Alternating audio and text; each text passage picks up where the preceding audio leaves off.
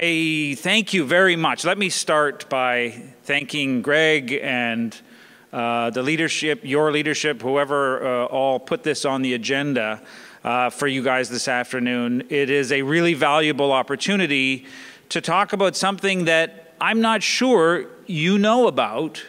I'm not sure your members all know about, but it is actually a very grave and serious threat to their future. And that is what is represented by what we call Bill C-27, the federal pension legislation. Before I get into it, and I'm going to say a couple of other thank yous, but let me just test the room because I want to kind of get your attention a little bit. I appreciate it's probably a long day and you've already been hearing presentations, blah, blah, blah. Although the Acorn one was very good, I should, I should hasten to add. But let me just test the room.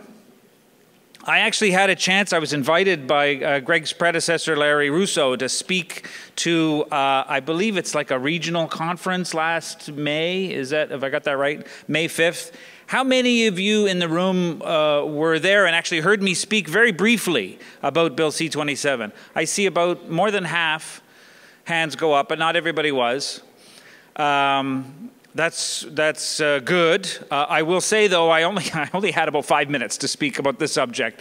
So I'm going to consider this part 2, and for those of you that weren't there, this will be a better version, I hope, because we have a little bit more time to talk about Bill C-27 and beyond Bill C-27, really the general threats and attacks on our pension plans, including, I would suggest to you, your own pension plan in the federal public service.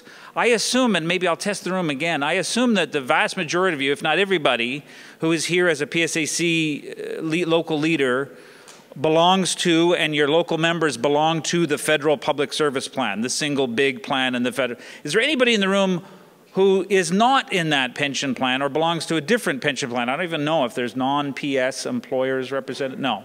Everybody's in the public service plan. But there are some, of course, PSAC, they may not be here. Yeah, that's why I ask. I know that PSAC represents a number of other employers and workers in other places, maybe with other pension plans. So I don't want to just focus on this. But for the purposes of today, I'll try to direct a fair amount of my comments to your situation, the situation of your members. And a kind of case has to be made for why Bill C-27 is a threat to you and your members. I'm going to get to that, but let me just say a couple of further words of recognition, because actually PSAC has been a very important part of the fight and the response to Bill C-27, which I'm going to explain a bit in a moment. Along with a few other unions, but really PSAC as, you know, the large union in this region and in the federal public service has played a crucial role in helping us organize locally through something that we've ended up calling the Ottawa Committee for Pension Security.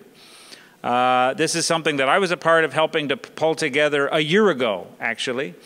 And I should say, and I can't remember if anybody said this, but it's a bit of a strange thing because it's a local, Ottawa Committee for Pension Security is a local group, but I'm a CUPE staff person. I'm a CUPE staff researcher working on pensions. So I actually work on pension issues and Bill C-27, and I get involved in collective bargaining and other pension issues across the country with CUPE members and CUPE locals. So I've got a very direct sense of the attacks on pension plans and, you know, recent developments. I'm sure all of you heard about what happened to the workers at Sears Canada, for example. Not only lose their job, but faced cuts of 25–30%, even more, including retirees faced cuts in their pensions. And in fact, their health insurance was wiped out, just cut off altogether. This is a reminder, right, of our dependence, our reliance on systems that are in place like our pension plans. So that set up, let me do the polling, recognition, a bit who I am. So what I want to talk about today and what I've been invited to present to you is, in a way, a little bit more detail and a bit of an update on the state of the fight against Bill C-27 and really the defense of secure, defined benefit type pension plans. So before I go, I've got a list of 8 things I want to say. Before I get to that list, I'm going to just describe in a minute what is at stake here. Because dialing back, what am I talking about? Bill C-27. For someone who doesn't know anything about Bill C-27, what is this? So let me start with what is a secure pension plan. For most of you in the room, you belong to the Federal Public Service Pension Plan. This is what we call a defined benefit pension plan. You probably all have looked at least a bit at it, and you know that it works based on a formula. You are promised a pension that you will get when you retire, and it is a formula. For every year of service, you get a certain amount of money, and it's calculated essentially as a percentage of your salary. Right? We all kind of talk about after 35 years, for the few people that work that long, if you're in a plan like this, you kind of get credited as 2% per year of service. So if you're in 35 years, 2 times 35, the goal is to end up with a 70% replacement rate, meaning you're going to try to end up with a pension that would pay you 70% of roughly what you were earning before you retired. And the idea is you contribute, your employer contributes into a system that is then promising to pay you that formula with indexation, with regular increases based on the rate of inflation from the time you retire to the time you die. There's other aspects to it, early retirement, survivor benefits. I won't get into all of those details. But the idea is, and this is the crux of what's at stake, the idea is that a pension plan like this is promised to you while you are working. You contribute, your employer contributes, and many people stay in their workplace. I bet you have colleagues, if not people in the room, who stick to their job with the federal government and the federal public service because it offers you a secure and decent pension that others don't. That's a big deal. The fact that it is secure is a big deal. Okay, I'm going to stop with the background there. I'm guessing that most of you in the room kind of have at least a rough idea. That's what a defined benefit pension plan is. That's what any pension plan ought to be. But that's not how all plans work. And unfortunately, to give the real nutshell, dialing back to October of 2016, so not last October, but the October before, we in the labor movement, especially those of us that watch pensions, were shocked on October 19th, 2016, when we learned that the federal government had introduced legislation into the House of Commons called Bill C-27, which proposes this. Bill C-27 is pension legislation, to be clear, that applies just to what we call the federal jurisdiction. That's not the federal public service, I want to be clear. It is workers that are covered by the Canada Labour Code and the federal labor law jurisdiction. So that's transportation workers, communications workers, Crown Corporation employees like Canada Post, CBC, and so forth, and others, banking, finance. That's the federal jurisdiction. It's about 10% of the workforce in the country.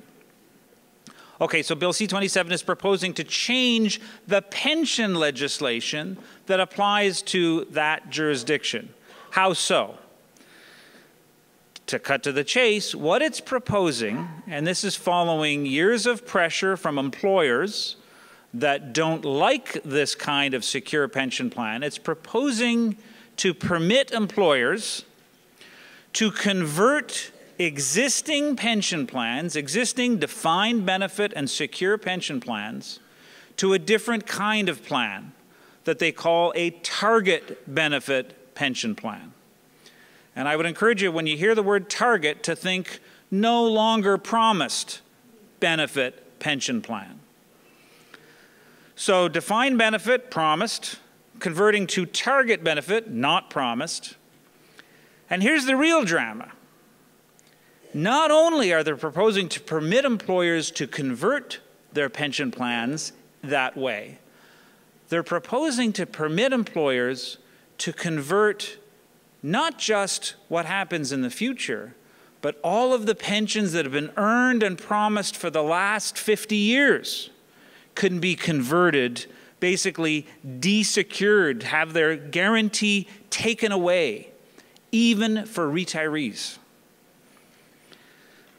So this is kind of, I was going to say unprecedented. This is almost unprecedented. Certainly for a major jurisdiction like the federal jurisdiction, it is unprecedented. I'll speak a little bit about the couple of precedents there are.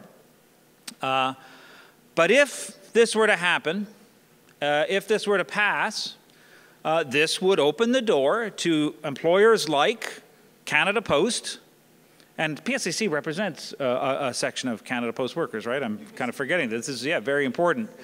So your members working for Canada Post, we know it's been, Canada Post has been very explicit. They like this idea. They would like to convert their decent pension plan to that model. And they're heading into bargaining this year. I can't remember if the PSAC group, where the schedule is. Are you in bargaining? We just resettled. You just settled? Yeah. Okay, so you settled without... Okay, you've got a deal. Right. So the larger bargaining unit of Canada Post employees is into bargaining now, and I think they expect, our colleagues at CPW are expecting that this issue may well be central, and the threat to their pension plan is real. So let me just hit pause. If the federal legislation changes along these C-27 lines, and Canada Post were to start doing this, and other federal jurisdiction employers were to start doing this, let me leave you with a question. Finance Minister Morneau, and I'll say a word or two about him after, has assured the leadership of the federal public service unions, this law doesn't apply to the public service. Don't worry. How many of us in the room today are confident that if this steamrolled through Canada Post and postal workers face this, and then other employers, the federal public service, you guys and your members would be safe from this? Let me remind you, for anybody that might doubt it, and I don't see any hands going up saying I'm safe, one of the differences, and it's important for you all, I think, and for PSAC and federal public service unions to have this in mind, one of the differences between Canada Post and a lot of the pension plans that I work with, your pension plan is actually not historically subject to collective bargaining. PSAC and other federal public service unions don't actually have bargaining rights over pensions and certain other issues. It's actually legislatively restricted, off the table. And of course what that means is your pension plan is literally an act of the legislature. It's in the hands of government. They can change this, or your arrangement, at the stroke of a legislative pen, just like Bill C-27. I just mention that because that does underline that it is, it's a challenge if this is the agenda of the federal government. Okay, so that's the drama of what is at stake, and this is. I'm only at October 2016. The bill was read into the legislature, first reading, October 2016. Let me give you just 2-3 minutes of what's happened since then. Because it's not all bleak. Fortunately, I can say that not only PSAC, but CUPE, other unions, and really coordinated through the Canadian Labour Congress, the CLC, there was a pretty strong, organized pushback against this bill. Through various channels, direct meetings, there was postcard campaigns, petition campaigns, PSAC, you guys had one, PIPS did a separate thing, retirees have been started to get mobilized and organized around this, and basically we're saying this is a bad idea and it's a serious threat to all of us who believe in secure pensions and retirement incomes for workers. This is the wrong direction of policy. And one of the other things we pointed out, and I don't know what your political debate is like inside PSAC, but I think I can say safely that a lot of people, a lot of Canadians, voted for Justin Trudeau on the basis that he was talking about various issues, including pensions, very differently from Prime Minister Stephen Harper. And they liked the sound of what the Liberals and candidate Justin Trudeau was saying, and he was elected with a majority in 2015. Here's why I want to make this point and why it's important. Bill C-27 that we saw a year after their election actually began in 2014 under Stephen Harper and his government. They put together a proposal for more or less this idea, opening the door to this kind of conversion. In 2014, they actually issued a consultation paper that I think we were all involved in responding to. The labor movement said this is terrible, retirees said this is terrible, and the Harper government, by the end of 2014, they basically said, oh, well, you know, let's drop this. And they did. They actually dropped it. While campaigning in July of 2015, so this is like the very next year, there was a federal election. Most of us, I doubt there's exceptions in the room here, most of us were very keen on the idea of getting rid of the Harper government. Candidate Trudeau was asked, how do you feel about this proposal from the Harper government to potentially take away the security of pension plans of workers through this kind of legislative mechanism? And candidate Trudeau explicitly said, in fact, I've got a quote right in front of me.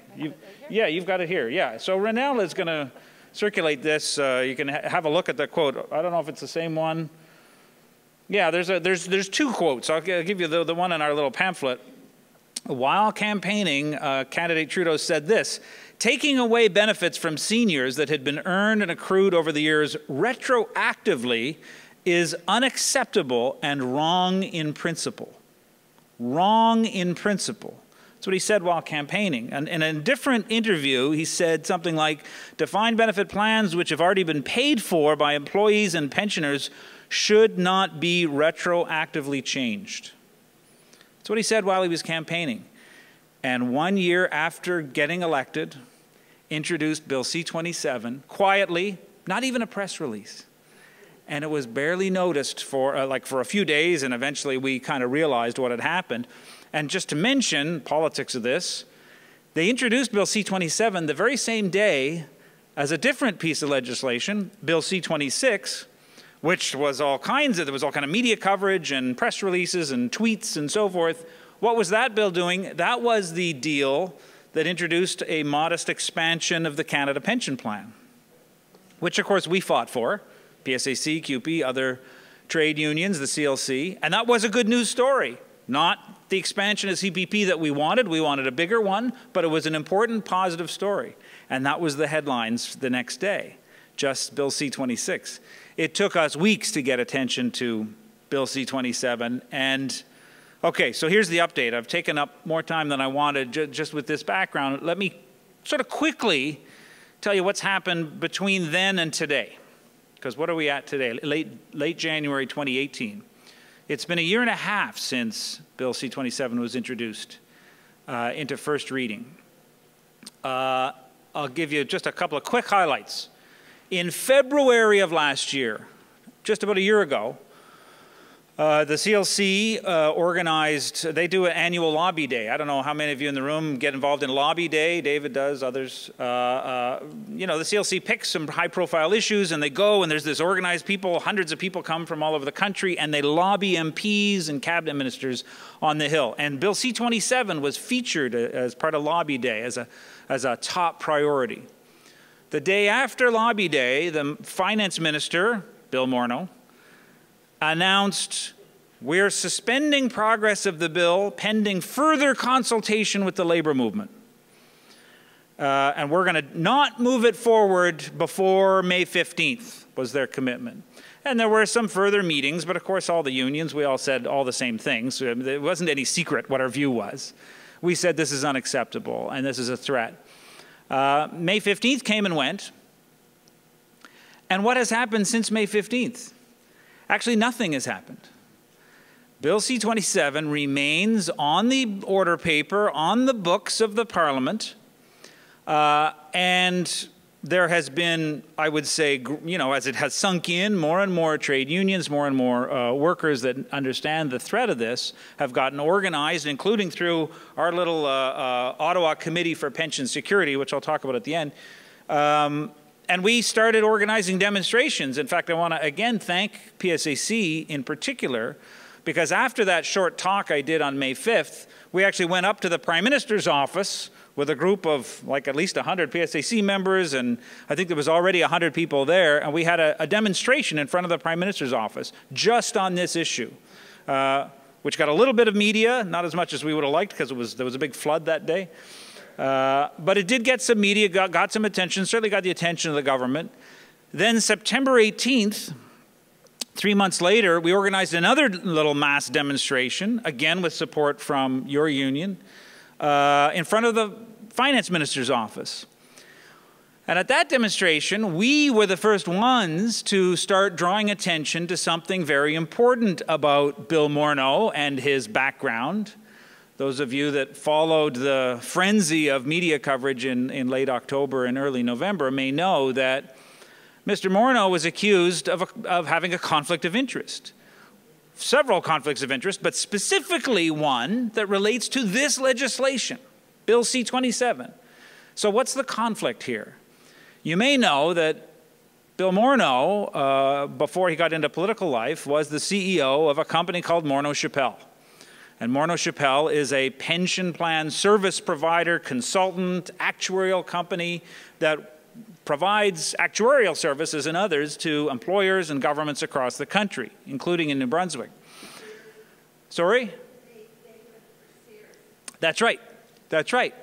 And we know that what Bill C-27 proposes, this whole operation of moving from a decent defined benefit plan to a target benefit plan, one of the impacts of that would be to create a whole lot of work for actuaries and increase the volume and amount of work that firms like Morneau-Chappell would be called on to do. In other words, it would be very, very good for Minister Morneau's business. And it's an understood thing that as a cabinet minister, as an MP, you're not actually supposed to be championing legislation that you will profit from. This is widely known and recognized to be a conflict of interest. We raised this at our little action September 18th. Several weeks later, it was not really well reported out of our action, but word did get around and reporters did start asking questions, and eventually the MP, Nathan Cullen, filed a formal complaint with the ethics commissioner. And several weeks after that, once the media got a hold of it, she indicated she would launch an investigation into that conflict of interest, which is still underway, by the way.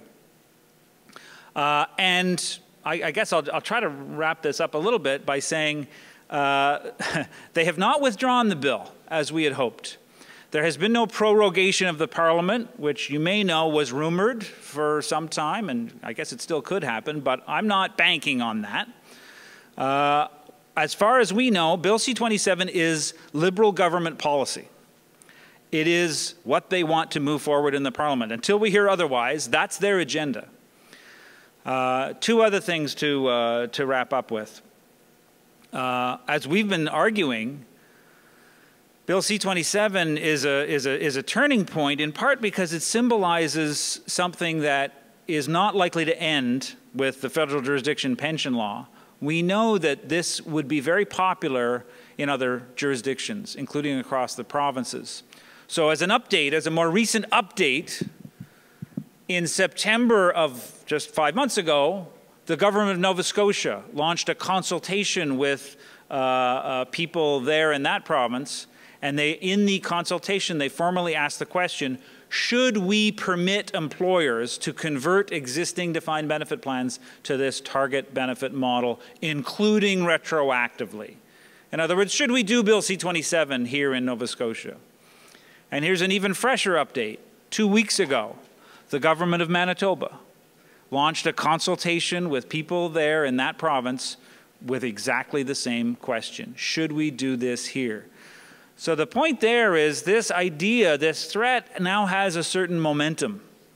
It is a direct threat to all members of secure, decent, defined benefit pension plans, and I would argue that we all have a strong interest in fighting this entire agenda anywhere it comes up. Now, I've talked to, and I want to maybe make a sharp point here, I have talked to members of the PSAC, members of CUPE, who aren't worried about this. The first thing they'll say to me is, so you're saying this is for the federal jurisdiction, so this isn't going to affect us, right? And I say, well, you know, in the first instance, no, it's not directly affecting you.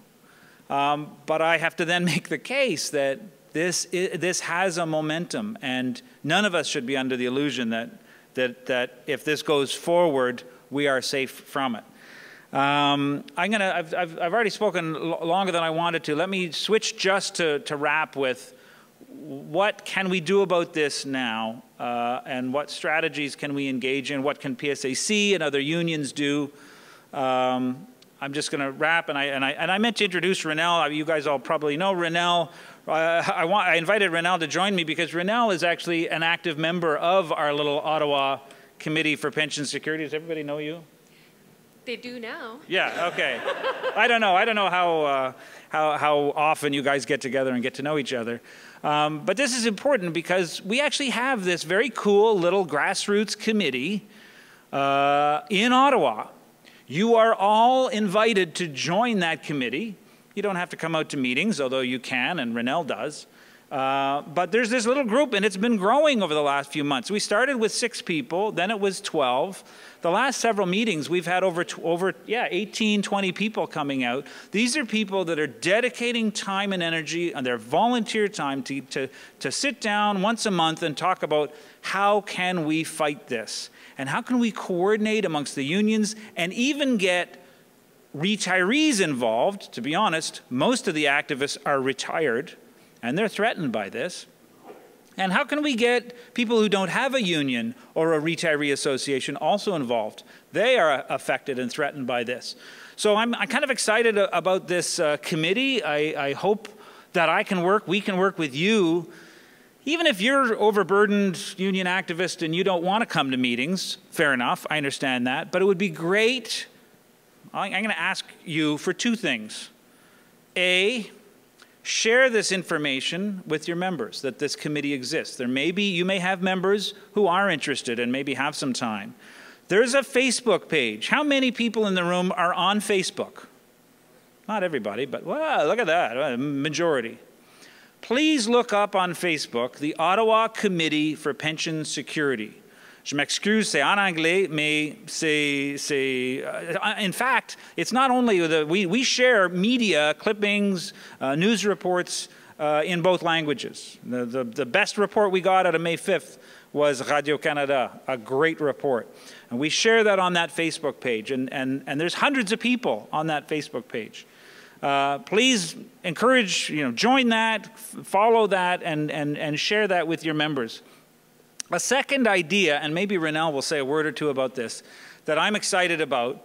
We have some resources in this little group. And it's kind of like me, I'm paid, so I'm not a normal volunteer because I'm actually, part of my work is to follow this. But we've got resources, not just myself, several others, who are available to you all to come out to local meetings, to do lunch and learn type workshops. And I say this, and this is one of our kind of big ideas for a strategy for 2018, because I am convinced that if thousands of PSAC members knew how serious this threat was, they would get active on it, and they would do something about it, and it would change the political balance. The fact that we have a hard time even letting people know about this, I bet there's some people in the room who didn't know much about this before today, or only little headlines. If we can get this out into our workplaces, into our locals, I think that will really help. And we're talking about, maybe Ronel, maybe I'll invite you to say a word or two. We're talking about producing short videos that can be shared on social media and shared around.